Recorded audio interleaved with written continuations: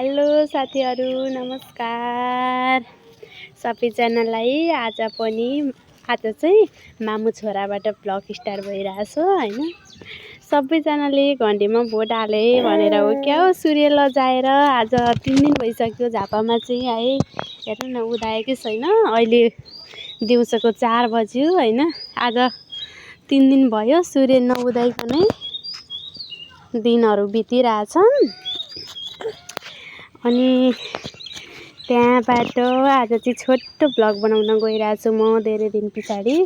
हजुरहरू सम्पूर्णले हेरेर के कस्तो लाग्छ कमेन्ट मार्फत बताइदिनु होला। साथै हाम्रो ब्लगलाई लाइक, कमेन्ट र सेयर र सब्स्क्राइब पनि गरिदिनु है त। अनि आज चाहिँ मामु छोराबाट ब्लग स्टार्ट भइरहेछ। अनि हेर्नु न मेरो घरको गेट फुल चाहिँ कस्तो राम्रो भएर फुलिरहेछ। हेर्नु है मेरो घरको गेट फुल हेर्नु न। यो फुल चाहिँ मैले मेरो बर्थडेको दिन रोपेको हो के, त्यही भएर मन पनि पर्छ। अनि त्यस पछाडि हेर्नु है त साथीहरू, मेरो घरमा पारिजात पनि छिन्। त्यस्तै गरेर हजुरहरुकोतिर के भन्नुहुन्छ? हाम्रोतिर सोस्तानी फुल भनिन्छ। हेर्नु न कति राम्रो छ, कति राम्रो। मलाई त कस्तो मनपर्छ कि मसिनो पनि थारू पनि। त्यस्तै गरेर यहाँ हेर्नु साथीहरू, बेलको पत्ता पनि छन्, बेलको रुख।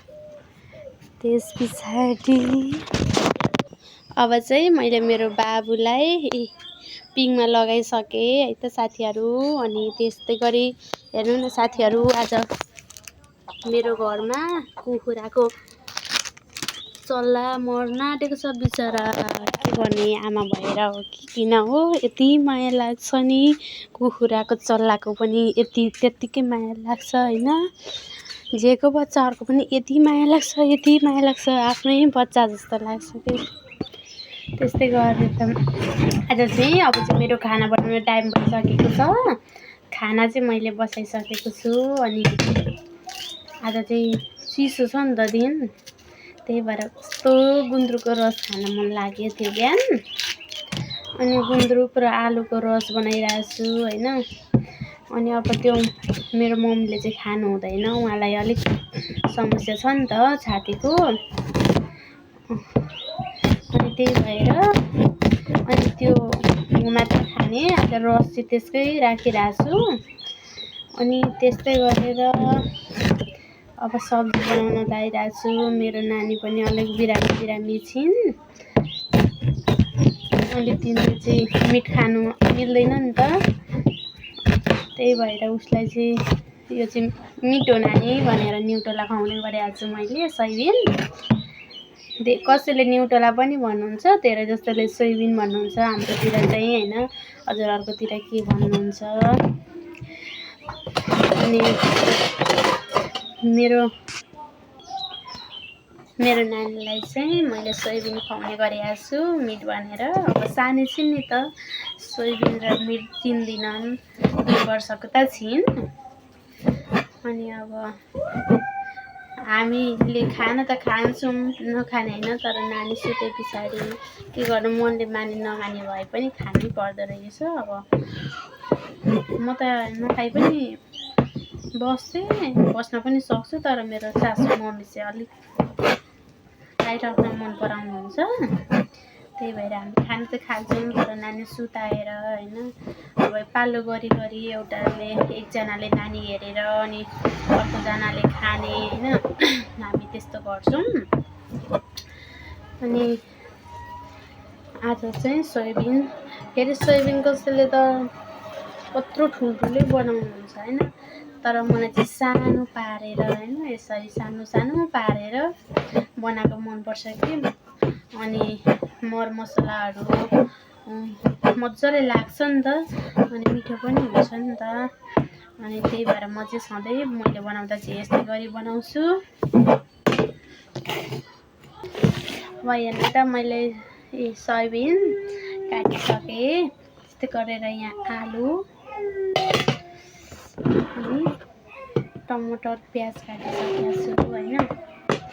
अब चाहिँ म बनाउँछु। आज चाहिँ हाम्रो ठुलो मम्मीको एनिभर्सरी छ होइन। एनिभर्सरीकोमा ठुलो मम्मीले के गर्दा हुँदै रहेछ हेरौँ त एकचोटि गएर। ल हेर्नै साथीहरू यहाँनिर चाहिँ पुरी पाक्दै रहेछ। बनाउने चाहिँ यहाँ ठुलो मम्मी आन्टी मम्मीहरू हुनुहुन्छ। यहाँ मेरी छोरी पनि वहाँनिर सम्मोगी पाठक बसिरहेको छिन्। उता बाबु ठुलो mummy hello happy anniversary. Thank you so much. के एनिभर्सरीको खाना यति नै हो कि छ बाँकी? भित्र रोटी पाक्दैछ, सब्जी पाक्दैछ, अचार बन्दैछ, आइटम छ नि हौ। आइटम धेरै छ नि हौ, केक बन्दैछ। ल है साथीहरू हजुरहरू पनि सबैजना आज ठुलो मम्मीको एनिभर्सरीमा सहभागी भएर यसो नाचौँ गाम रमाउँ खाम पुरी सब्जी। ल साथीहरू सोयाबिन र आलुको सब्जी पाक्न लाग्यो भने यता पाकिरहेछ दाल। त्यसो गरेर यहाँ राइस कुकरमा खाना पाकिरहेछ। ल साथीहरू सबैलाई बाई बाई एभ्रिवान। यस्तै भिडियोहरू हेर्नको लागि हजुरहरूले लाइक कमेन्ट गर्दै जानुहोला।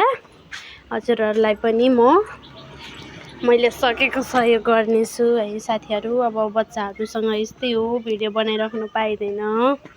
यता मुसुरी मेरो छोरी पनि कुदिरहेछिन्, बाबु पनि होइन।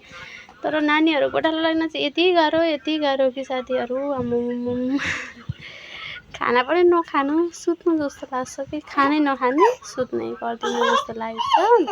र पनि अब के गर्नु, खानै पर्यो है, भोक लागिरहेको छ।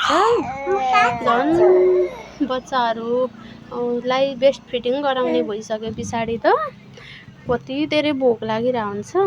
ल साथीहरू बाई बाई एभ्रिवान। नानी साना यहाँ आउनु, बाई भन्न आउनु। लु भन् बाई बाई भन्नु न। अनि हाम्रो भिडियोलाई लाइक कमेन्ट सेयर